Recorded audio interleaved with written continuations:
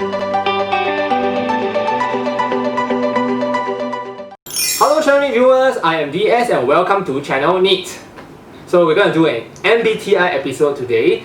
Particularly, we'll be talking about the FI, which is the inferior function of the ENTJ. So as you can see, this is the cognitive stack of the ENTJ. The ENTJ uses TE, extroverted thinking, as his dominant function, and an ENTJ's inferior function, the function that he is worst at, is FI, which is introverted feeling. So this means that the ENTJ is not very good at feelings at all. This is what a lot of people would understand because the stereotypical image of an ENTJ is that he's bossy, robotic, no feelings. But is this really true? So what I'm going to do is I'm going to give you 7 insider information about an ENTJ's emotions. Of the 7 insider information that I'm going to give you about the ENTJ, some ENTJs themselves may not even be aware of. Especially those ENTJs that do not have a high awareness of their own internal thoughts and feelings. So let's get quickly into it. Point number 1. An ENTJ does have feelings, but he tends to dismiss his feelings. So an ENTJ can feel sad, can feel happy, can feel all sorts of emotions. However, he or she tends to dismiss all these feelings because the goal is actually more important for the ENTJ.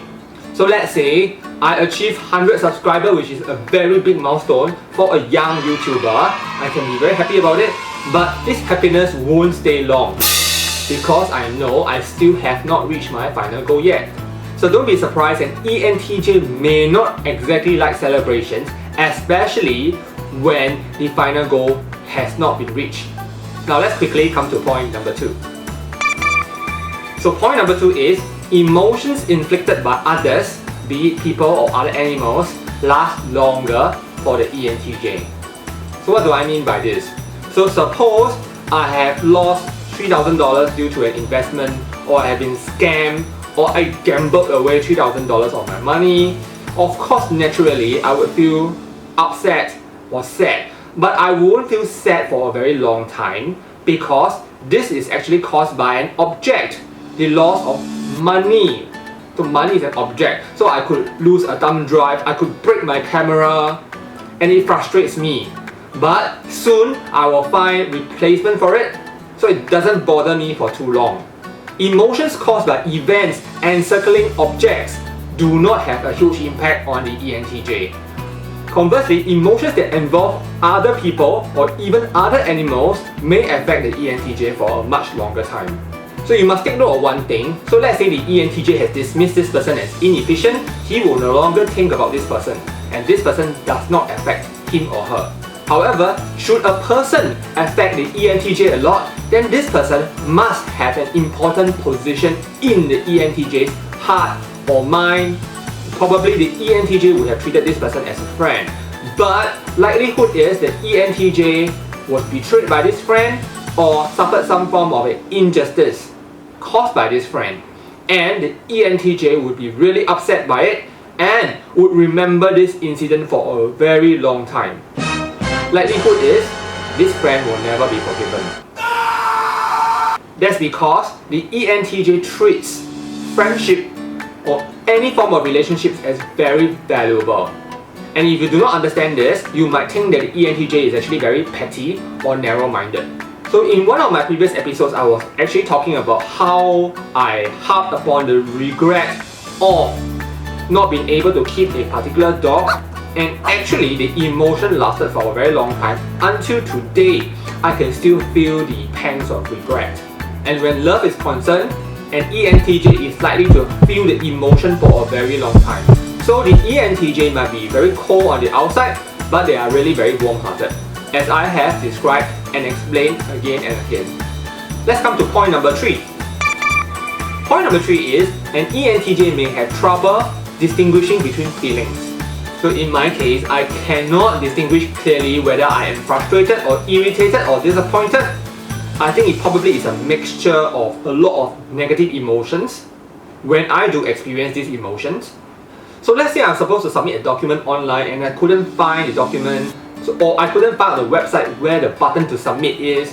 I would feel very irritated, I would feel frustrated, but This is a very complicated feeling because I am not too sure at times whether I'm angry with myself for being so stupid and incompetent, or is it because I am irritated with the system. So it's very hard to distinguish emotions at times. So I also experience very complicated feelings which does not help me at all. So I could feel envious and happy at the same time. So it's not very clear cut for an ENTJ. The ENTJ might experience emotions but usually cannot distinguish between them. I think the problem is the ENTJ wants to objectivize an emotion or want to quantify an emotion, which is very difficult. That is why. Let's come to point number 4. Now point number 4 is an ENTJ does not experience emotions for long. So what do I mean by this? As an ENTJ, there are some emotions I cannot exactly feel. One of these emotions is gratitude. Sounds quite sad, right? So let's say I want to be very thankful for something. I can say that, oh, thank you so much, but I don't exactly feel the gratitude. So one of the only ways I can feel gratitude is when I try to imagine how lucky I am, how much I actually have received. Then slowly with this imagination, then I can feel that emotion of gratitude coming, but within 2 or 3 seconds it's lost. I cannot keep an emotion for a very long time. So even when I feel happy, the moment I feel happy, I become very conscious of this emotion, and the moment I'm conscious about this emotion, the emotion is lost. Sometimes I think it's overthinking emotions that has caused the emotion not to be felt to its full intensity. Now let's come to point number 5. So point number 5 is something that you can use to distinguish between an ESTJ and an ENTJ. The ESTJ also has inferior FI. However, the difference between ESTJ and ENTJ is that the ENTJ uses NI as a co-pilot, or what you call the auxiliary function. So because we have intuition, so what actually happens is we can read emotions pretty well. So when people are talking, I can hear underlying messages, I can understand emotions quite well. In that regard, it's just that I cannot understand my own emotions, but I can understand that somebody else is feeling worried. Which brings us to curious point number 6. So because I can understand a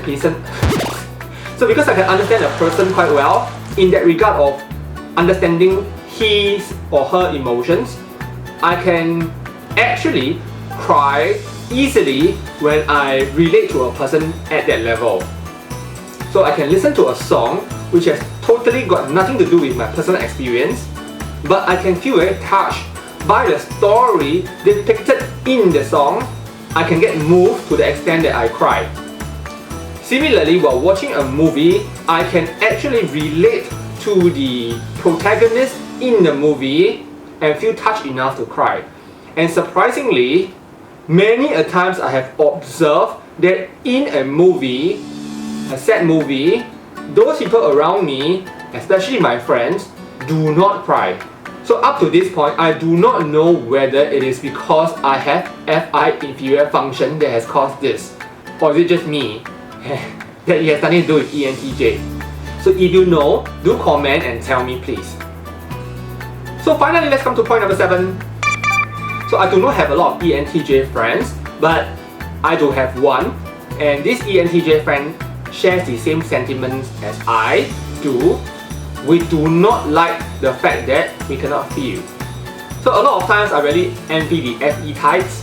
So I go onto the bus quite often and I see bus drivers who greet everybody wholeheartedly. So even when they alight, they will wave. I personally cannot do that, and I have a lot of respect for bus drivers who are able to do that. So a lot of times I wish I could be more human in that sense of having more emotions, being more friendly people.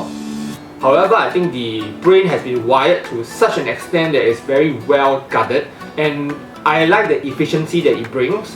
So there is a trade-off over here, but still I look forward to having emotions, because being human, you have emotions, is a natural part of being human, and I would like to enjoy this journey as a human being much more. So did my 7 pointers surprise you about the ENTJ? So a lot of people can actually be talking about the ENTJ, especially those MBTI types that are not ENTJ. But as an ENTJ, I'm telling you, this is how an ENTJ really behaves. And of course, I'm going to release more interesting ENTJ episodes. So if you have not subscribed, do consider subscribing so that you can get up to date whenever I release a new ENTJ video. So I hope you really enjoyed today's episode and had insight into the ENTJ's life. And I look forward to see you in my next episode. Goodbye!